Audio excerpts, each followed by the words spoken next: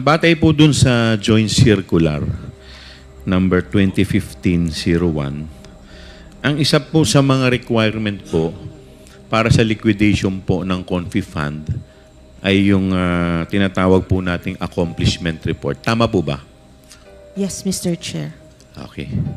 Pwede po bang pakita po dito yung accomplishment report sa ating TV? Yan, ito po. Yan po yung ito po yung accomplishment report. So ang laman po ng accomplishment report, makikita po natin dito, nakalagay po dyan yung period covered. Yan po. Ito po, ibig sabihin po nito, ito yung araw o buwan na covered kung saan ginastos itong mga itong surveillance and monitoring. Tama po ba? Tama po, Mr. Okay. Chair. So dito naman sa actual outcome o accomplishment, nakalagay po dito yung mga dahilan kung ano po, saan po ginamit yung pera. Tama po ba? Tama po, Mr. Chair. Okay. At doon naman sa amount utilized, ibig sabihin, ito po kung breakdown ng amount, kung paano po ginamit o kung saan ginamit. Tama po ba? Tama po, Mr. Chair. At syempre, nandito po sa baba niyan, yung Special Disbursing Officer at saka po yung nag-approve. Tama po ba? So yan ang, bali yan ang laman ng accomplishment report. Tama po ba? Tama po, Mr. Chair. Okay. So base po dito,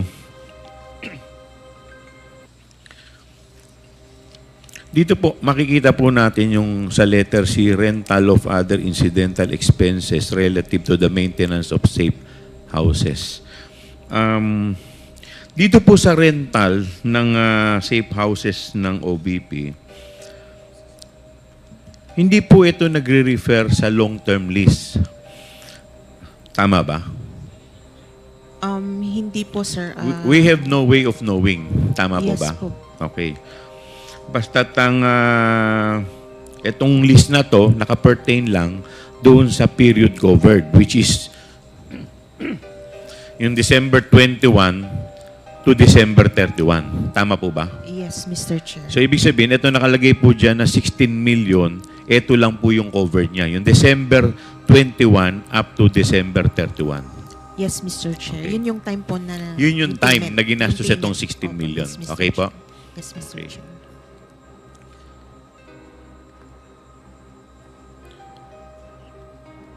So, batay po dito sa joint circular na ginawa po sa OBP sa accomplishment report na to, ang DEPS po, yun ang source ng file. Tama po ba?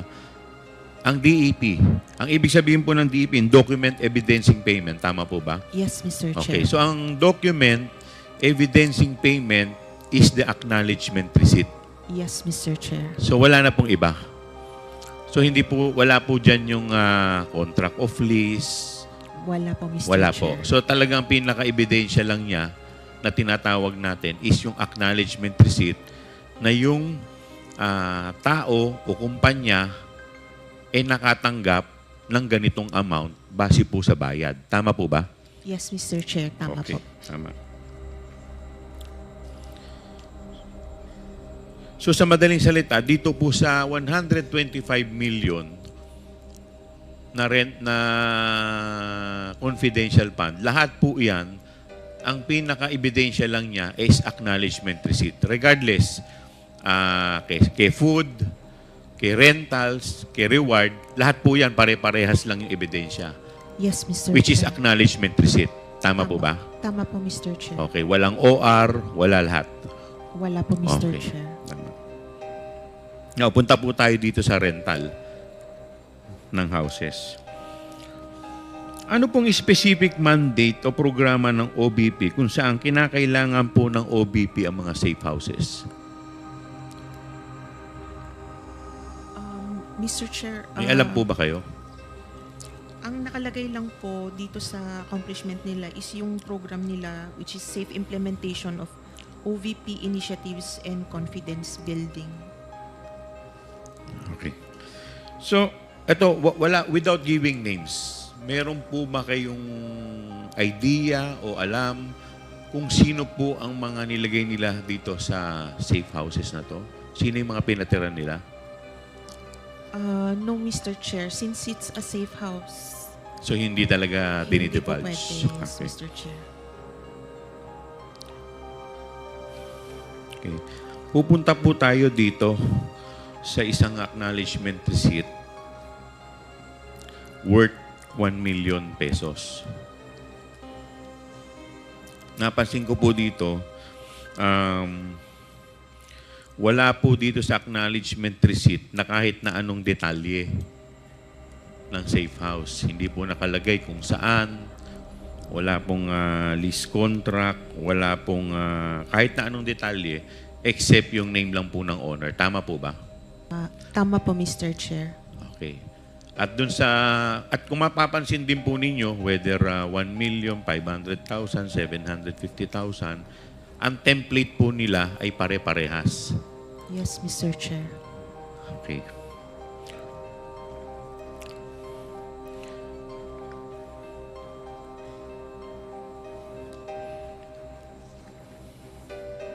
Based po dito, sinasabi po ninyo sa liquidation ng OBP Confidential Fund, yung 2022, 34 ang acknowledgement receipt. At tama po ba? Yes, Mr. Chair. Okay. Tama. At kanina, sinabi po ninyo, sa 34 na to, 34 po yung safe houses. So, ibig sabihin, isang resibo represents one safe house. Tama po? Yes, Mr. Chair. Okay. May idea po ba kayo dito sa safe house na to kung ito po ba ay bahay, kondo, o kung ilang palapag? Wala po, Mr. Chair.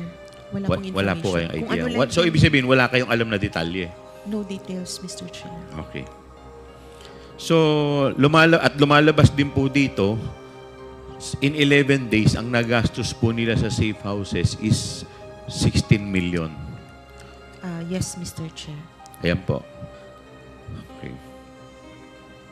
Ano po yung pinakamurang safe house na kanilang nirentahan in 11 days?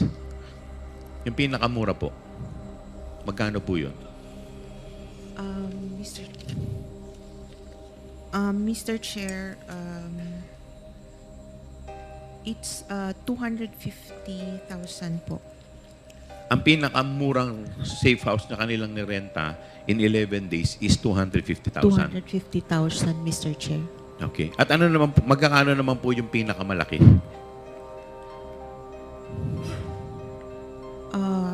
Mr. Chair, meron pong 1 million po, Mr. Chair. Okay. So, base po dun sa inyong official receipt, o base po dito sa official receipt na kanila pong in-issue, at dito po sa pinakikita po sa atin, may dalawa po ditong nakalagay na 1 million. So, ibig sabihin po ba may dalawang safe houses sila na nirentahan in 11 days worth 1 million? Tama po ba yun? Tama po, Mr. Chair. Tama, okay. At dito po, nakalagay din po dito sa isang OR na worth 1 million, binayaran po nila to dated December 26 at yung isa naman dated ano ba ito isa? December 28. Tama po, Mr. Chair. Dalawa po kasi yung interpretation ko niyan. Ano po bang tama? Ito pong 1 million na to ay for 11 days, which is December 21 to December 31. O dahil po dung sa date of payment December 26, doon po nagsisimula yung rentals. So 26, 27, 28, 29, 30, 31, which is 6 days. At doon naman po sa isa, December 28, which is 4 days. So yung bang 1 million na binayad nila na December 28, yung 1 million na yun in 4 days o in 11 days? Mr. Chair, it just means na nung date na yun po, nabayaran yung recipient po. Pwede But it pong- does not follow na yun yung period cover. Yes, Mr. Chair. Pwede pong Hindi ka ba 11 nagtaka po. na minsan na wala na hindi ka naman, hindi po ba kayo nagtataka, di ba normally po sa mga rentals, magbabayad ka muna bago ka mag-occupy? Yes po, sa normal rental po. So ito po hindi normal. It's a safe house, Mr. Chair. Hindi. Tama po, I understand na safe house. Pero di ba na normally po pagka ganyan po, may mag-uupa, pag-uupahan po ninyo ang isang lugar, hindi ka naman makakapag-occupy nang hindi ka muna nagbabayad. Minsan, meron nga pong down payment, meron pang advance payment. Ang karamihan, Hindi, di ba yun naman, meron ka bang instance na nauna muna yung pagpasok bago yung bayad? Meron po bang instance na ganun? Nangyayari po ba yun? wala po akong information. Wala pong kung may information. ganun Kasi po. ang normally po, magbabayad ka muna bago ka papayagan ng may-ari na pumasok. Tama po ba? Yes, Mr. Chair. So ito po, pwede rin naman na yung payment ng 1 million is just for 4 days. Possible din naman siya, Possible Mr. din. Chair. Tama po ba? Yes, Mr. Chair. Ayun. Hindi po ba kayo nagtaka na sobrang mahal nun, yung 1 million in just 4 days? Anong klase pong safe house to? May swimming pool po ba tong safe house? May wifi? Sa BGC? May pakikita po ako sa inyong isang resort sa Shangri-La. Shangri-La, Boracay. Ang per night po nito is 22,500. This is a high-end luxury resort. It is just 25,000 per day.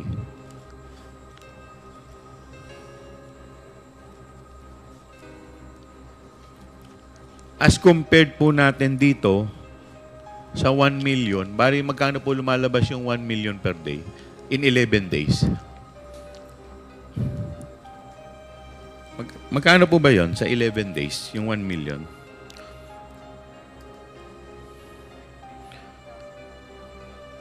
Mr. Chair, 90,000. 90,000 a day. 909. Yes, Mr. Chair.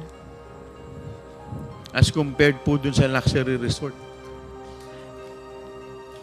With complete amenities. Much worse kung 4 days. Yung 1 million. Magkakano po lumalabas yun in 4 days? 250, Mr. 250,000 per day. Hindi po ba kayo nagtaka kung bakit ganun kamahal? Wala Hindi po naman kayo nagtaka? kaming information kung gaano kalaki building po ba Wala siya po kayong or- information kung gaano po kalaki yung building. Okay. May papakita pa rin po ako sa inyo. Yung mga condo unit po sa BGC. Yan po. 90,000 per day.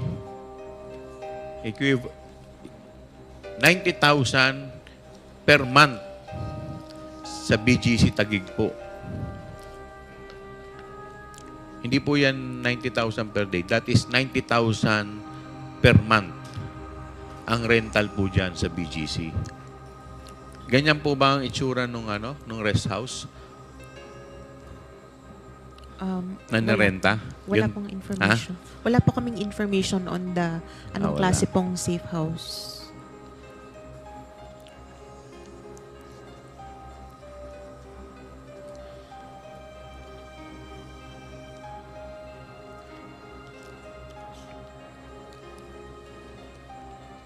Alam po ninyo, medyo dapat nung tinitignan po ninyo, nagtaka na kayo sa laki po ng rental sa in 11 days eh. 16 million, very glaring na po yun eh.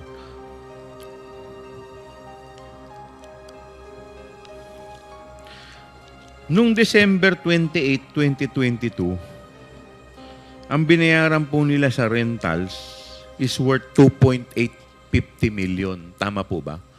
Yung petsang December 28, 2.6 million. At nung December 27, 3.7. At nung December 29. So in just 3 days, nagbayad po sila ng 8.750 million for the rentals. Hindi po ba parang bumili na po sila ng bahay niyan?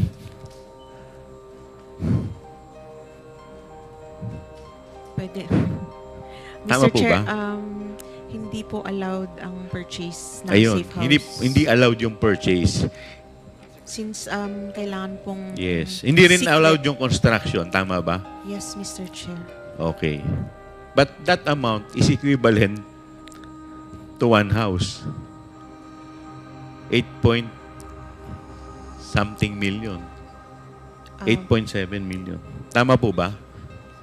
Lalong-lalo na kung sa probinsya. And we have 30... Ilan to? We have 32 ba to? 32 safe houses. 34 acknowledgement receipt.